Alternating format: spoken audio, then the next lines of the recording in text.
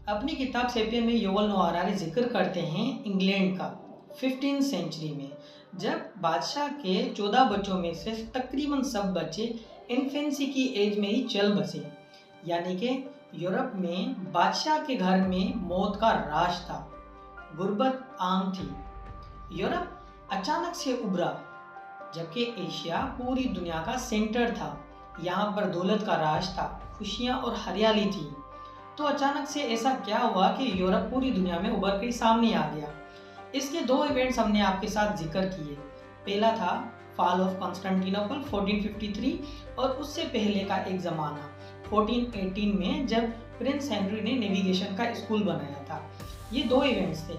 आज हम आपके साथ तीसरे इवेंट का जिक्र करने जा रहे हैं और ये ईयर है 1492, जब पूरे यूरोप में एक नई सोच उभर कर सामने आई थी। और वो क्या सोच थी? समंदर की तरफ आओ, नए रूट्स तलाश करो और नई दुनिया ही तलाश करो और वहाँ पर बस जाओ। पूरी दुनिया आपकी है। क्रूसेड्स के बाद अरब की साइंस का नॉलेज यूरोप के हाथ लग चुका था और साथ में जो चाइनीज़ टेक्नोलॉजी उससे भी वाकिफ़ हो चुके थे। यानी कि यूरोपियंस के पास अब नॉलेज आ चुकी थी और साथ में वैशी तो वो शुरू से ही थे। और उसके साथ साथ हेनरी के स्कूल से नेविगेशन के हवाले से यूरोपियंस वेल ऑर्गेनाइज हो चुके थे। इन तीनों चीज़ों को जब उन्होंने जोड़ा तो वो सी पावर बन गए। अब समंदर पे इनका राज था, क्योंकि समंदर का प्रॉपर इल्म इनके पास था कि समंदरी सफ़र के ज़रिए पूरी दुनिया पर कैसे गलबा हासिल करना है। अपनी इस नई टेक्नोलॉजी को टेस्ट करने के लिए इन्होंने एक नए वर्ड का इजाद किया, टूरिस्ट। पूरे यूरोप से टूरिस्ट मशीन जो है वो दुनिया भर में भेजी गई। अब हमने हमेशा सुना है वास्को डी गामा के बारे में, हमने कोलंबस के बारे में सुना है। हमारे स्कूल की किताबों में भी इनको डिस्कवर के नाम के तौर पर बताया गया। यहाँ तक कि हमारे स्कूलों में जो ऑक्सफोर्ड की इंग्लिश की किताबें पढ़ाई जाती हैं, 4th क्लास की बुक में भी मैंने पढ़ा है कि वास्को डी गामा और कोलंबस का जिक्र है और उनको न्यू वर्ल्ड का डिस्कवर के तौर पर पेश किया गया है। हमारे स्कूल की सोशल स्टडीज़ की किताबों में भी उनको एज ए हीरो बताया गया है, जबकि इनके असल चेहरे तो कुछ और थे। उनकी जो मिशंस थी, टूरिज़्म की मिशंस थी, उनमें ये जितने भी लोगों को नौकरी पर रखते थे वो ट्रेंड मिलिट्री सोल्जर्स थे और उन सोल्जर्स को ट्रेनिंग दी जाती थी, सेलर की, ट्रेडर की। और उनके हुलिये से भी ये लगता था कि ये जो हैं सिर्फ और सिर्फ सफ़र करने आए हैं या सेर करने आए हैं, जबकि वो ट्रेंड मिलिट्री ऑफिसर्स थे। और यहाँ तक कि जिनको हम कैप्टन्स कहते थे, जैसे कि वास्को डी गामा या कोलंबस, ये भी कोई कैप्टन नहीं थे, ये मिलिट्री कमांडर्स थे इनके। क्योंकि जो उन्होंने किया, फ्यूचर में जो किया, जो उनकी डायरीज से मिला, उसने ये चीज़ प्रूव भी की।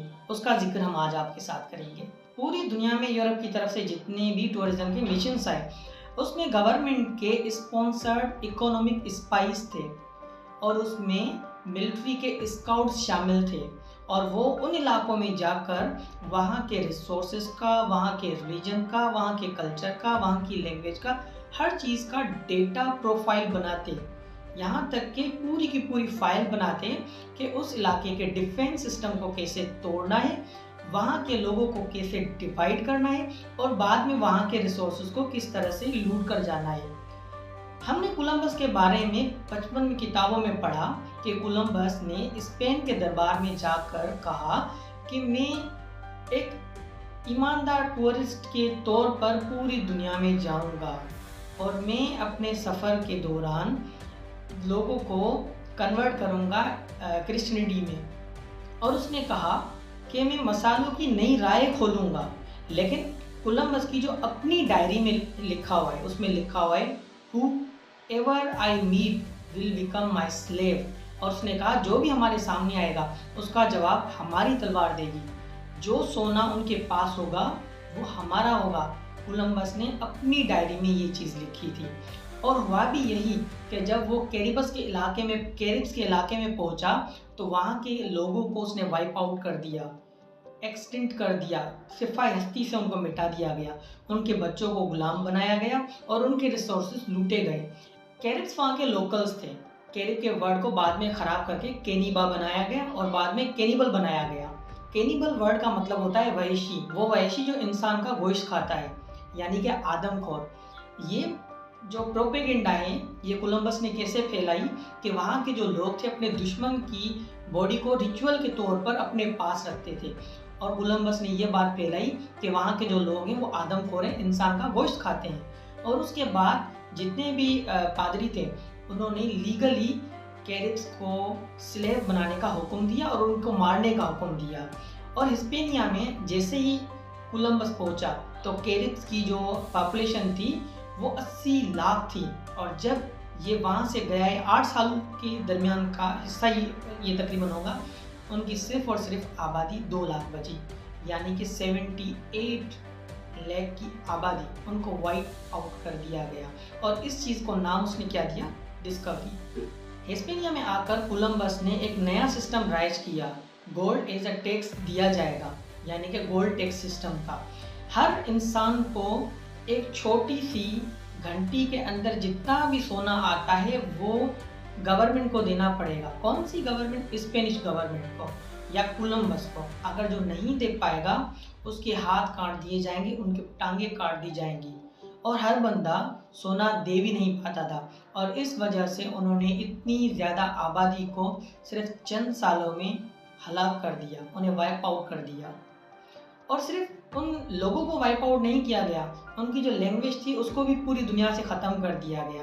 आप खुद सोचें तो सही, आपकी जो मदर टंग है उसकी कितनी बड़ी तारीख है, हज़ारों साल की उसकी तारीख होती है किसी भी लैंग्वेज की, और उसको ख़त्म किया गया सिर्फ 8-9 सालों के अंदर। ये जिक्र तो स्पेन के कोलंबस का था। स्पेन ने अपनी कॉलोनीज़ का किस तरह से आगाज़ किया ये हमने बताया, लेकिन पुर्तगाल ने अपनी कॉलोनीज़ का कैसे आगाज़ किया वो भी बाकी है। पुर्तगाल ने वास्को डी गामा को भेजा और उसने वास्को डी गामा को कहा कि आप इंडिया जाओ, वहाँ के कल्चर को एंजॉय करो, स्पाइसेस के नए रास्ते ढूंढो। अच्छा, बार बार स्पाइसेस का जिक्र होता है, वो भी हम आपको बता दें कि स्पाइसेस का उस टाइम ट्रेड गोल्ड की कीमत में होता था। उस वक्त की दुनिया में स्पाइसेस, मसाले एक लग्जरियस आइटम के तौर पर पूरी दुनिया में जाने जाते थे।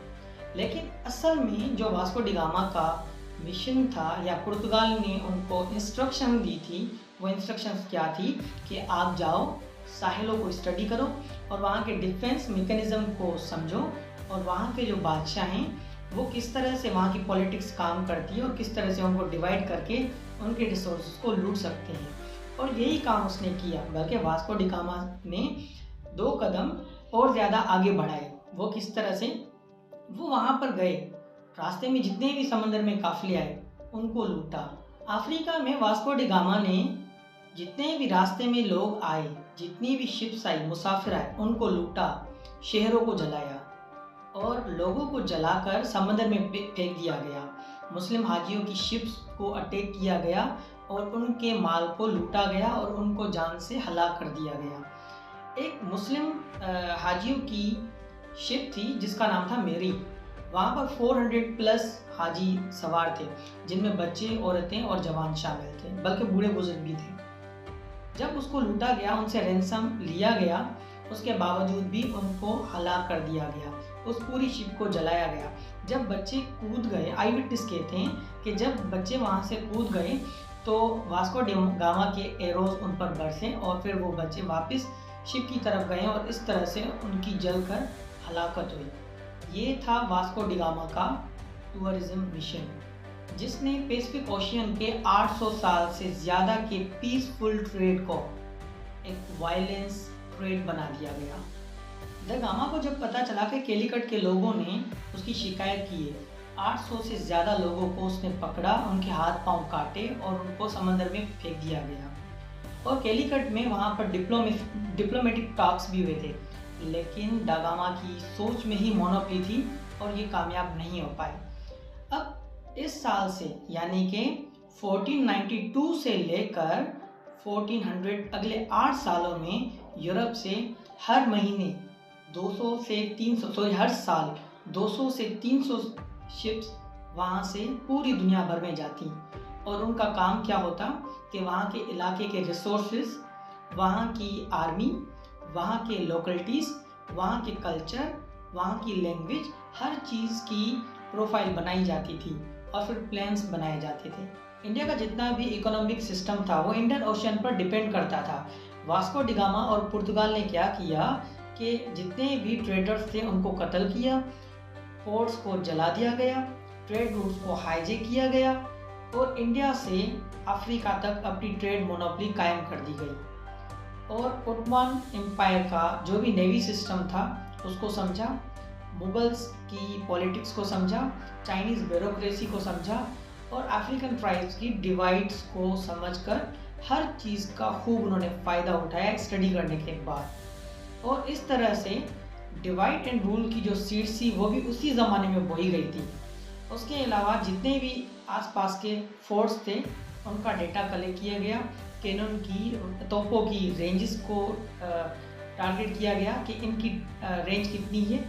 अपने एनिमीज़ की जो स्ट्रेटजीज थी उनको स्टडी किया गया और हर इलाके की अलग तरह से एक प्रोफाइल बनाई गई और इस तरह से यूरोप ने हल्ला बोला। फ्रॉम 1492 टू 1500 अगले 8 सालों में एशिया का इकोनॉमिक हार्ट ब्रेक हो चुका था। यूरोपियन नेवी अनस्टॉपेबल थी, मुस्लिम एम्पायर्स कंफ्यूज थी और चाइना ने नेवी से समंदर से मुंह मोड़ लिया था।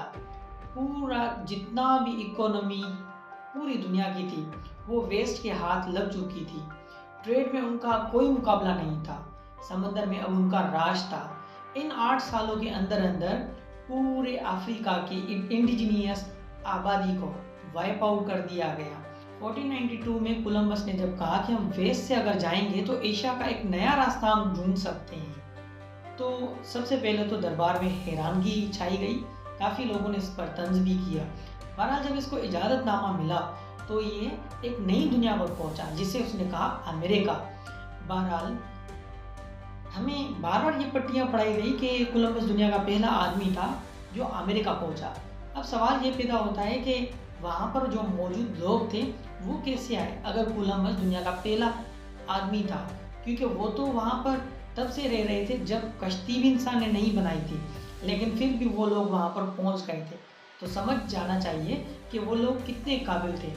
वहाँ पर जो सबसे पहले जिन लोगों के साथ कोलंबस की मुलाकात हुई थी उनको कहा गया त्यानो, अपने आप को वो त्यानो कहते थे। उनके बारे में कोलंबस ने कहा they are generous, kind and gentle and they can be easily made slaves. लेकिन उन त्यानो लोगों ने इन अजनबी समंदर से आए लोगों का खुले दिल से मेहमान नवाजी की, लेकिन उसके बाद कोलंबस ने कई त्यानो लोगों को बंदी बनाकर स्पेन भेजा एज अ स्लेव और बाकियों को मार दिया गया। एस्टेक में भी यही हुआ। जब हर्नन कोर्टेस वहाँ पर पहुँचा तो उसने कोई और हथियार इस्तेमाल नहीं किया, उसने स्मॉल पॉक्स, उस टाइम यूरोप की सबसे ज़्यादा ख़तरनाक बीमारी थी, वो उसने इस्तेमाल की। वहाँ पर एस्टेक पे उस टाइम 20 मिलियन की आबादी थी, लगभग 2 करोड़ लोग रहते थे और ये वेल ऑर्गेनाइज थे, वेल ड्रेस्ड थे। उस ज़माने में उनकी जो लैंग्वेज थी वो भी मॉडर्न थी, उनको साइंस, एस्ट्रोनॉमी और मुख्तलिफ इल्म के वो माहिर थे। लेकिन एक बीमारी जो कोर्टेस ले गया, जानबूझकर उन इलाकों में उसने उस बीमारी को वायरल किया, स्मॉल पॉक्स को। तो 20 मिलियन लोगों में से सिर्फ और सिर्फ अगले 8 साल में 2 मिलियन लोग बचे और उनमें से कईयों को स्लेव बनाकर वापस भेजा गया और बाकी जो रहे उनको भी माइंस में काम करवाते गए। इसकी आप detail study fall of nation book में देख सकते हैं, बहुत ही बेहतरीन किताब है। एस्टेक एक पूरी नेशन जो हज़ारों साल से अमेरिका की उस सरजमीन पर आबाद थी जहाँ पर कश्ती भी नहीं जा सकती थी और हज़ार नहीं बल्कि हज़ारों साल पहले वहाँ पर वो लोग पहुँचे थे। और आप सोचिए कि ये दुनिया के सबसे पहले वो लोग थे जिन्होंने सबसे पहले टेक्नोलॉजिकली अपने आप को ऑर्गेनाइज किया था, ये वो लोग थे। उन लोगों को सफ़ाई हस्ती से मिटा दिया गया। पिज़ारो ने भी यही किया और उसने ये कहाँ पे किया, इनका एम्पायर को, इनका एम्पायर एक कदीम एम्पायर थी जो वहाँ पर लेटिन अमेरिका में बसी हुई थी हज़ारों साल से। वहाँ पर भी पिज़ारो ने स्मॉल पॉक्स का इस्तेमाल किया और उन लोगों को सिफाय हस्ती से मिटा दिया गया। तो ये थी कॉलोनियलिज्म की शुरुआत, किस तरह से कॉलोनियलिज्म का स्टार्ट हुआ था। अगले एपिसोड में हम बताएंगे कि कंपनीज और कॉलोनीज किस तरह से स्टार्ट हुई थी। ये स्टार्ट था कॉलोनियलिज्म का। अब यूरोपियंस के पास सरजमीन आ चुकी थी, उनके पास फ्री की लेबर थी और उनके पास रिसोर्सेज थे। अब जो दौर था वो था कंपनीज का। सब कॉन्टिनेंट को भी एक कंपनी ने ही गुलाम बनाया था ना, ईस्ट इंडिया कंपनी ने। तो इन कंपनीज की शुरुआत कैसे हुई और वो इलाका जिनको करेंसी का पता ही नहीं था और उन पर कब्जा